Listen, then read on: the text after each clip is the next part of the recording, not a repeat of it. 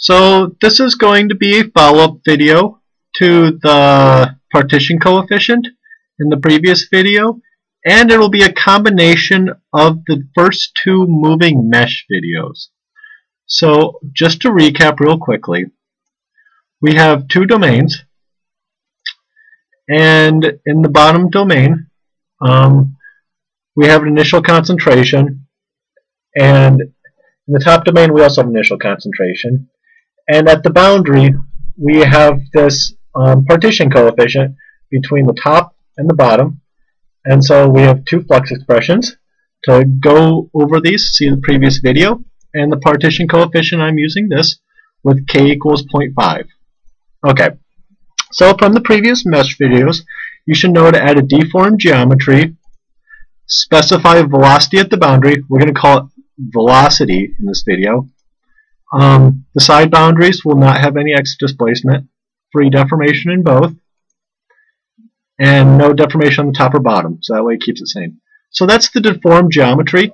To see more of the details, as I said, see the previous videos. Okay, so now we're going to couple a moving interface, this interface, with a partition coefficient. So to do this, you're going to click on your fluxes, and you're going to add a term. So my transport dilute species 2 is for the top species. So I'm going to click on my flux, and I'm going to do C top times my interface velocity times this variable chds2.ny. So this is the normal vector for species 2 at this interface. To get that variable name, you can look under convection and diffusion, equation view. Oh, sorry. Click on the bottom equation view, and you should see this variable. Okay? So I have this C top, and I'm going to do literally the identical thing for the bottom concentration. So I'm going to, instead of do C top, I'm going to C bottom. And this variable just is chds.ny. Okay? And so that's essentially all you have to do. But don't forget, you need to have convection for the top and bottom that's relative to the mesh. Okay? So to do a moving boundary with a partition coefficient, you need several things. You need this velocity in each domain. You need a concentration of physics for each phase, and then in the flux you need the partition coefficient expression minus the velocity times the concentration times that physicist's normal vector.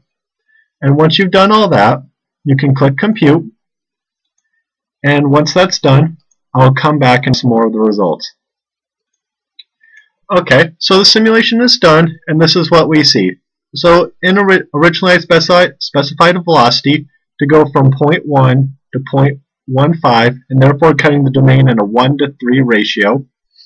And what you see is the maximum concentrations, and if we compare that, so initially 0.1 had 1.5, and the bottom had 1.5, and so the calculation would be 0.2 times 1.5, giving us an average concentration, a total concentration of 0.3. So if I look at the maximum concentration in each domain, I have 0.05 times 2.4239 and 0.15 times 1.1887. I see that roughly my mass is conserved in the field. And if you want to look at the plot of concentration, you will see loading, hopefully. Okay, so I start at 1.5, and this goes down to 1, and this goes up to 2.4. Okay, and so just to recap before I complete, what you'll need to do for a partition coefficient, specify a concentration in the variables. You're going to need to specify in the flux, the spring constant, difference in the concentration with the partition coefficient, a negative velocity expression. This is the same for both. spring constant, change in concentration, concentration, velocity, normal vector. Convection diffusion, you need a velocity for the mesh.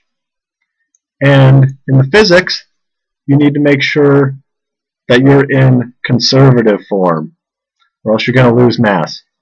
So that completes how to do a partition coefficient with the moving boundary. And please see the first moving boundary video and the first two moving mesh videos in order to implement this. Thank you.